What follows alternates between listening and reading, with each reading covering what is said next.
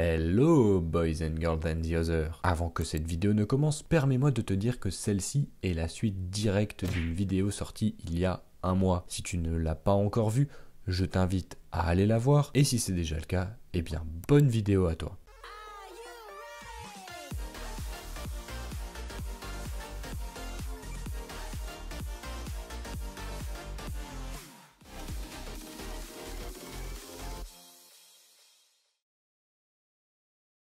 On va parler du côté un peu moins fun de la saison. Et on va commencer par taper sur quelqu'un qui aurait dû avoir plus d'impact, Valtteri Bottas. Alors je sais, voilà, je vannais déjà beaucoup Bottas avant, il a été rarement au niveau en fait. Tout le début de saison c'était compliqué. Au Grand Prix d'Espagne, il gêne Hamilton parce que, voilà, il fait son petit rebelle. À part au Grand Prix de Turquie, où il remporte sa seule victoire de la saison, il n'y a que le Grand Prix du Brésil et d'Italie où vraiment il aide concrètement Hamilton dans la lutte au titre. Il y a eu des abandons qui ne sont arrivés qu'à lui, il a eu des problèmes qui ne sont arrivés qu'à lui, il avait des problèmes au départ, il prenait beaucoup de coups de casquette, que ce soit par Toto Wolff ou par Mercedes. Le Mexique, il est censé aider Hamilton pour le titre au départ et il fait un peu n'importe quoi pour, entre guillemets, éviter l'accrochage avec Verstappen. En Hongrie, il explose, il fait un strike au premier virage, il envoie Verstappen dans le décor. Il était temps d'en finir avec Mercedes, ça va peut-être le libérer lorsqu'il sera l'année prochaine chez Alfa Romeo. Il aura enfin de la confiance, on a vu cette saison que quand il était en confiance, il montrait véritablement son talent. Et je peux vraiment beaucoup vanner Bottas, mais faut reconnaître que quand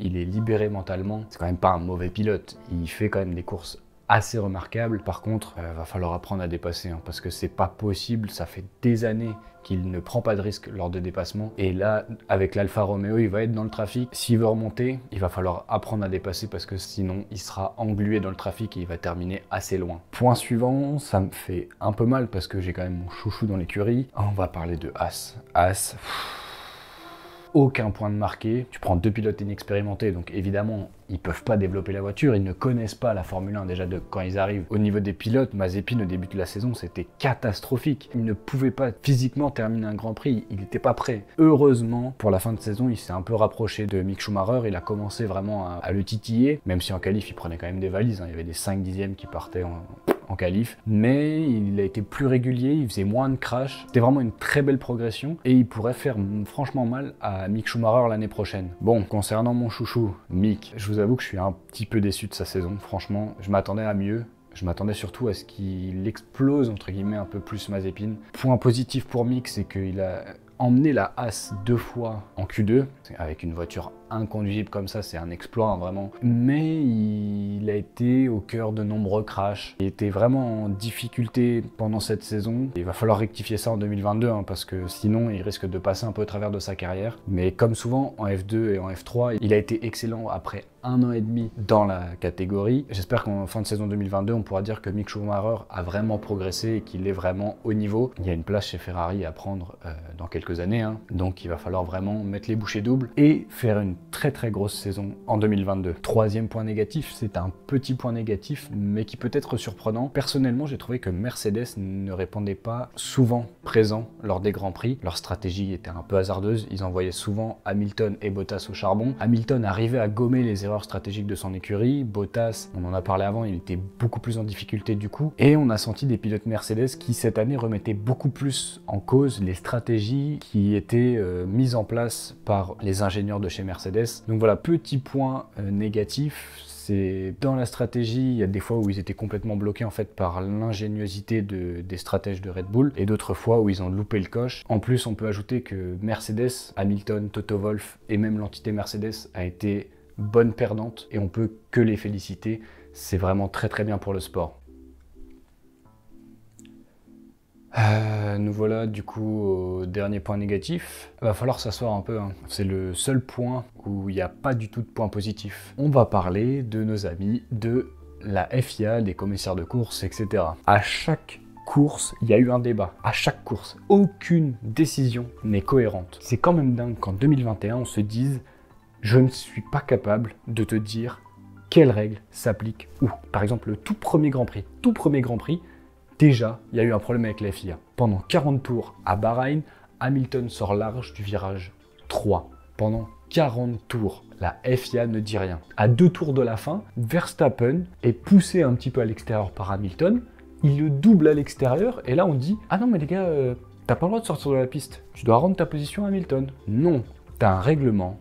Toutes les règles sont inscrites dedans. Si tu les connais pas par cœur, t'embauches quelqu'un d'autre pour faire ça avec toi pendant la course. Mais tu n'appliques pas les règles suivant le pilote et suivant les courses. Ce n'est pas possible. Le titre 2021 se joue sur une règle qui a été arrangée pour créer du spectacle. La règle normalement c'est qu'en gros, quand vous avez une voiture de sécurité, vous avez le droit de faire dédoubler les voitures ou non. C'est la règle. Au début, Michael Masi décide de ne pas faire dédoubler les voitures pour avoir le temps d'avoir un dernier tour. Ok, pas de problème. Red Bull l'appelle et lui dit « Michael, c'est pas normal. » Il se dit « Si Red Bull me dit ça, je vais les faire dédoubler. » Donc là, d'un coup, on dit « En fait, les voitures... » Donc il y avait 4 voitures, entre Hamilton et Verstappen, les 4 voitures ont eu le droit de se dédoubler.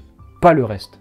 C'est quoi cette merde? C'est quoi cette merde? Comment tu peux faire ça sur une saison de Formule 1? Toutes les voitures doivent se dédoubler, pas juste au bon vouloir du directeur de course. Toutes les voitures doivent se dédoubler. C'est une règle inventée, c'est une règle bidon. Et au final, aujourd'hui, l'écurie qui gagne, c'est l'écurie qui s'est mis en tête que la Formule 1 était un spectacle et pas un sport. Mercedes s'est dit, la voiture de sécurité va aller jusqu'au bout du Grand Prix parce que c'est le sport. La Red Bull a joué le coup en se disant, la Formule 1 c'est un spectacle. On sait que du coup, si c'est un spectacle, il y aura forcément un dernier tour. On va faire entrer Verstappen. Et qui c'est qui gagne? C'est Verstappen. Parce que la Formule 1 est aujourd'hui en train de devenir un spectacle et n'est plus un sport. Le directeur de course, Michael Masi, le mec qui doit en imposer le plus dans le paddock pour la sécurité des pilotes, est constamment remis en question. Il est appelé constamment par Horner et Wolff toute la saison. Et à chaque fois, il prend une décision suivant le dernier qui a parlé. C'est pas possible qu'un directeur de course se fasse avoir bêtement comme ça. Ça me rend ouf et ça me fait péter un câble. Et puis il y a un autre point aussi qui me rend ouf. Regardez le nombre de temps qu'on met avant de mettre une voiture de sécurité virtuelle, une voiture de sécurité ou un drapeau rouge. Il y a une action, il y a un crash, il y a des débris sur la piste. La voiture, elle est potentiellement au milieu de la piste. Tu te poses pas la question,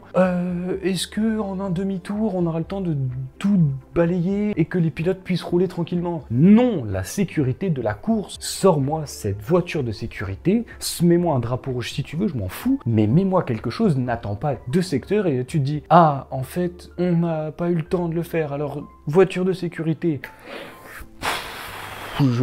Je ne comprends pas cette logique. Dernier point sur la FIA, mais le Grand Prix d'Arabie Saoudite, il s'est passé quoi? Pour mettre un peu de contexte, on est sur un deuxième départ après un gros crash de Mick Schumacher. Ce qui se passe, c'est que Verstappen plonge hyper tard à l'extérieur et coupe le virage en se disant « Je vais amener un petit peu Lewis Hamilton à l'extérieur, comme ça il va perdre aussi du temps et ne pourra pas me dépasser. » Du coup, Ocon en profite et passe deuxième, juste derrière Max Verstappen. Puis un gros crash arrive et à nouveau drapeau rouge avant un nouveau départ. Le problème, c'est que Verstappen, ayant coupé, il doit rendre sa position à Lewis Hamilton, qui est du coup 3e. Comment ça se passe? Puisque Ocon s'est intercalé entre les deux. Et là, il y a un petit audio qui passe, Michael Masi appelle Red Bull et leur dit « Ce qu'on va faire, je vous propose un accord, c'est que Max Verstappen part 2e, Lewis Hamilton part 1er, et le fait que Max ait coupé le virage, ça ne monte pas chez les commissaires. » Alors déjà, c'est quoi cette règle? Comment ça, t'as le droit à un accord pour ne pas être pénalisé? Et deuxièmement, genre, Ocon...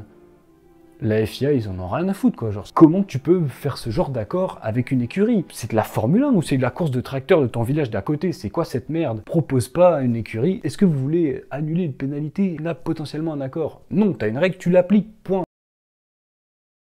Voilà, on va un peu conclure sur cette saison. C'est tout simplement pour moi la plus belle saison que j'ai vécue et je pense que ce sera la plus belle saison que je vivrai de toute ma vie. L'intensité était incroyable, le niveau des pilotes était incroyable. Les premiers tours de la saison 2021 ont été fous entre Hamilton et Verstappen. Les derniers tours de la saison 2021 ont été fous entre Hamilton et Verstappen. Voilà, c'est tout simplement la plus belle saison, je pense, de l'histoire de la Formule 1. On l'a vécu. Au soir vraiment du Grand Prix d'Abu Dhabi, j'étais quand même assez triste, assez mélancolique que ce chapitre se referme, mais bon, toutes les bonnes choses ont une fin. Tous les week-ends, il y avait une nouvelle histoire à raconter sur la Formule 1. Grand Prix de France avec Verstappen qui domine Hamilton, Grand Prix de Bahreïn avec Verstappen et la controverse avec la FIA, Imola où Hamilton reste plus d'1 minute 30 dans le bac à gravier et arrive quand même à finir deuxième. Le Grand Prix d'Espagne où Hamilton est un peu envoyé au casse-pipe avec la stratégie et arrive à la sublimer pour gagner. On a évidemment les 4-5 derniers Grands Prix, le tournant de la saison qui est pour moi le Grand Prix de Russie où Verstappen est 7e à 2 tours de la fin, mais Red Bull sauve sa course et permet à Verstappen de finir 2e sous la pluie. On a évidemment le plus beau Grand Prix de la saison, le Grand Prix du Brésil, où vraiment on a deux pilotes qui sont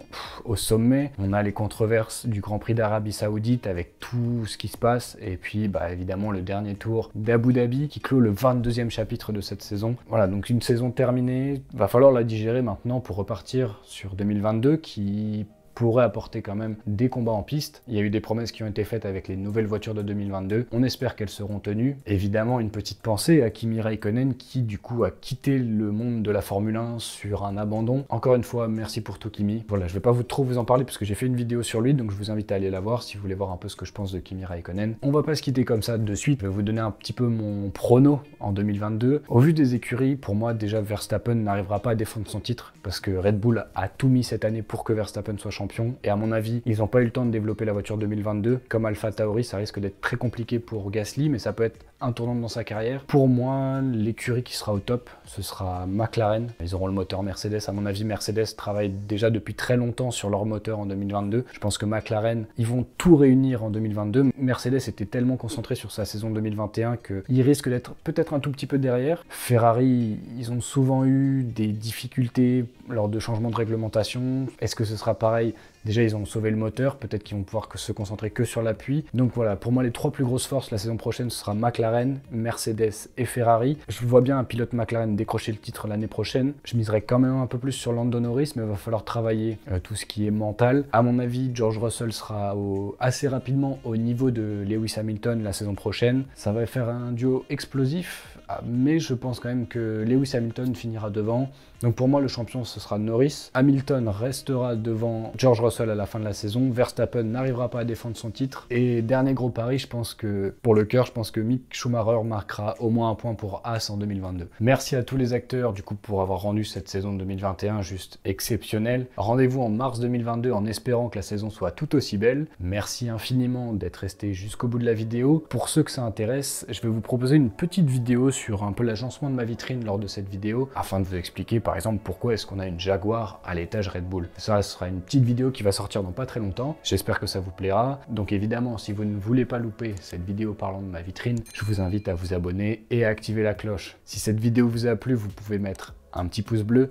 N'hésitez pas à partager cette vidéo sur les réseaux sociaux, c'est très important pour la chaîne, ça me soutient énormément. N'oubliez pas d'inscrire un petit commentaire, faites vos pronos pour la saison 2022. Peut-être que comme ça, en décembre, je ferai une vidéo réaction là-dessus et probablement que certains auront vu juste sur plusieurs points. Ça peut être sympa et vous pourrez vous la péter dans la cour de récré. Comme d'habitude, vous connaissez la musique, à droite et à gauche, vous trouverez d'autres vidéos à voir ou à revoir. Et moi, je vous dis au revoir et à la prochaine.